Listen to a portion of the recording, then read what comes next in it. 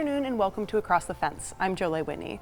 Today is the second part of our look at local food in Vermont, its ties to the working landscape, and a plan to increase local food production and consumption.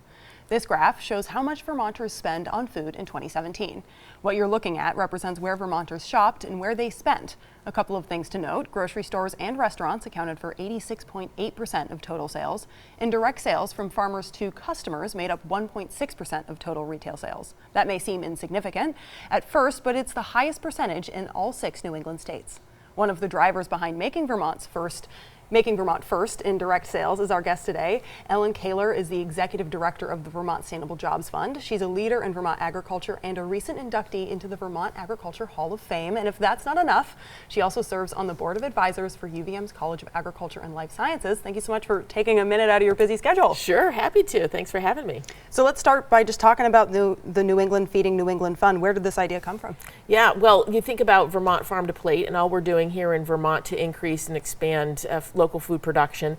Well, a lot of our producers sell into the regional marketplace throughout New England. And so it represents a really big opportunity for Vermont producers to have other markets and outlets for what we produce here. Like we produce way more milk, for instance, and dairy products than we can ever eat. So we need regional markets. Interestingly, it's also the case that a lot of people who live in southern New England think of Vermont as their local food source.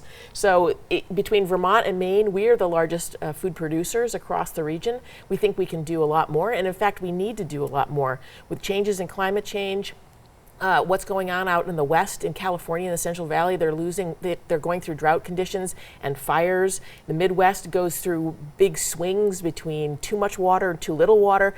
It's actually kind of a security policy for us to think about how do we do more to feed ourselves more from what we actually can produce in the region. And so to an outsider like me, it sounds like a pretty ambitious goal, but is it actually ambitious to somebody who knows the ropes a little better? Well, it is an audacious goal, because to get to 30% local regional food consumption from regional food production is a big lift. We're somewhere around 3.3% right now across the region. We just came out with a report finally that counted up and assessed how much regional food consumption is happening across the 6 states. We've been doing this in Vermont for 10 years, but we finally got the other 5 states to do it in their states, and so we have a regional number now. So it is a big lift, but when you think about the marketplace, we've got 15.6 million people living in the 6 states of New England. It represents a huge opportunity for our producers, and that's what we want to see happening. And it's kind of an open secret that maybe New England isn't necessarily the best place to do some of the agriculture farming that we do. Of course, we seem to like it very well. Well, exactly. I mean, you have season extension that is happening more and more. We're learning about climate change and adaptation methods for improving healthy soils, growing longer periods of the year, but also just diversifying what we're growing in the region and raising in the region, because we can't, like I said yesterday when we spoke, we can't just only consume dairy products and maple syrup and be able to meet all of our nutrients, right? We need a diverse palette, diverse nutrients. And so when you think about then, if you take advantage of all 6 states, we can produce an even greater variety of products. I mean, Maine is big on potatoes. You got seafood in Maine and Massachusetts, cranberries in Massachusetts, a lot of different diversified livestock and vegetable production all across the 6 states. Well, why shouldn't we be expanding that so that we can do more to feed ourselves? And you were talking a little bit moments ago about how we're expanding out of Vermont and into New England a little bit more and trying to engage the rest of the 6 states that we're in.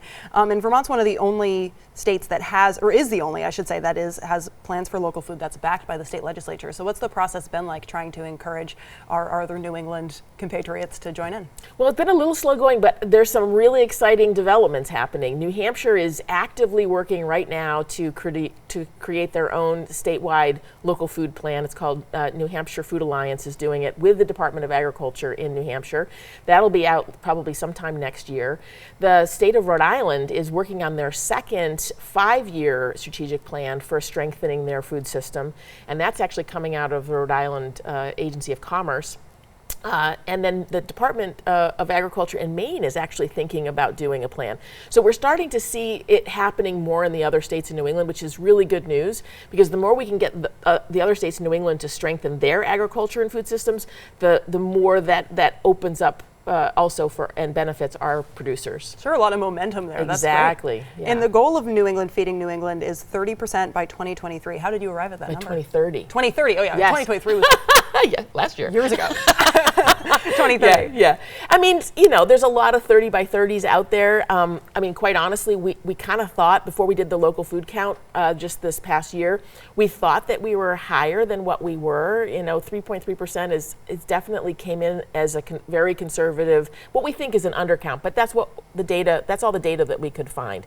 So we're going to be doing another count in 2025, actually in 2026 for 2025 data. And so we're hoping we're going to see a big jump from that because we'll have improved data gathering happening. But it is a big goal, but again, it's an insurance policy, right? I mean, it's still a minority of what we're eating. 70% would still be coming from food outside of our region. Really, 30%? Really, can't we do that? I think we can try. And who's doing that data counting? We have folks all across in all 6 states that we reach out every few years to distributors, to institutions, to grocery store chains, and we ask them for their data, and then we also use federal USDA data. Great, so a bit of a collaboration Yes. there. Mm-hmm. And Vermont's faced a lot of kind of environmental issues the last couple of years, from flooding to frost and stuff like that. So is resilience built into this plan? Absolutely. I mean, we have, there's still so much more we can be doing to build healthy soils, which act as sponges. And we know that, you know, our dairy farmer watershed alliances across the state are doing just that. And they're thinking about doing much more cover cropping and no-till production. All those things help to build healthy soils. And make us more resilient. But it's also, that's why the diversification of all of our different types of production is also really important, right? Because if a certain part of the state gets walloped, like has been happening with a lot of water and rain, then there's other parts of the state that could pick up the slack, right? Because in any given year, it's not like the whole entire state's going to get wiped out. We need, so that's why that diversification, not only in Vermont, but then also across New England, is so important, so that we're building in for that resiliency. And we actually spoke with a UVM professor recently who said that if Vermont wants to eat local more, they should drink more cider and they should eat more apples. So is it also part of just consumers changing how their market behavior? Yeah, I mean, if you go to the supermarket and you're standing in the produce section and you have the opportunity to buy Vermont carrots or New England carrots versus California carrots, buy the New England or Vermont carrots, right? It's not going to be that much of a price differential ultimately, and you're going to be supporting the local and regional economy. You know, you're going to a store and you see different apples, you know, from Washington State versus Vermont. Buy the Vermont apples. Just do a little bit. It actually can go a long way. We're not talking about, you know, having to take and spend 30% of your own personal food dollars on local. If you want to, great, but you don't have to, right? But every little bit, you know, buy the Vermont yogurt, buy that Vermont cheese. All of that helps. How about for products that maybe Vermont can't grow, like coffee or chocolate? Well, you know what? I don't think any of us are going to give up on our chocolate and our coffee, are we? And bananas, right? And oranges. So, like, that's where that 70% comes in, right? It's not. We're not talking about New England being an island. We're talking about New England doing a better job of being able to produce more of what we normally eat, and the rest of it we're going to continue to trade for. And the graphic we showed at the beginning showed about 30% of the food being sold is going to restaurants, and you can see that on your screen now. So is that, we're not talking about like big chains and fast food industry like that. Is that because the logistics are too complicated, or is that something you can see in the future? No, it's logistics, it's sheer volume, it's year round, it's day after day. We can't produce at that volume. I mean, they're getting most of that food is coming from California and China and Mexico, honestly, for in your fast food restaurants. But there's an awful lot of locally owned or regionally owned businesses like Skinny Pancake. They have multiple outlets. Most of what they source is coming from local farms, for instance. There are lots of independently owned grocery stores. And the key with all of those is that we can get to know the business owner. And so we can actually educate them about the value of sourcing more local and regional in the process. So we think we have a greater opportunity there with the locally owned or regionally owned opportunities. And a system of this size inherently has some inequality, especially food and farming historically has some problems with exploitation of either workers or natural resources. Yeah. So is that something that you're trying to target in the plan? Yeah, it's really what we did in the research was we really identified the extent of it, and we're raising up that we need to do a much better job. We need to have better pay, better affordable housing for farm workers, for food chain workers. They need better wages, better benefits. There's a lot of places around in New England as well as in Vermont where people just don't have access to local food, or let alone any food, right? There's this huge explosion of dollar stores and Dollar Generals. You can't get, that doesn't sell a lot of food, but oftentimes that's like the only store in a given rural community. So we definitely are raising awareness that we need more locally owned or regionally owned stores sourcing more local or regionally produced foods, so in more places everywhere, so that everybody can access it. And that includes expanding SNAP EBT benefits to be able to use those SNAP benefits towards more local and regional food. And we're almost out of time, but before we go, I want to mention what you have with you here. Can you tell me what these are? And these are accessible for people at home, is that right? Yes, exactly. So as part of the New England Feeding New England project, we produced a series of reports looking at things like what are the common challenges in our food system? What's a resilient and healthy diet look like? How much land would be needed to get to 30% regional production? And what are the market channels that can supply that food for us? All right, and I'm thinking specifically of when we talk about the initiative to kind of allow for competition, how do you accommodate maybe larger producers in Vermont or New England versus kind of the mom and pop? Well, large producers in Vermont or New England are still small by national scale. So, I mean, pretty much we're all about small and medium scale in this region.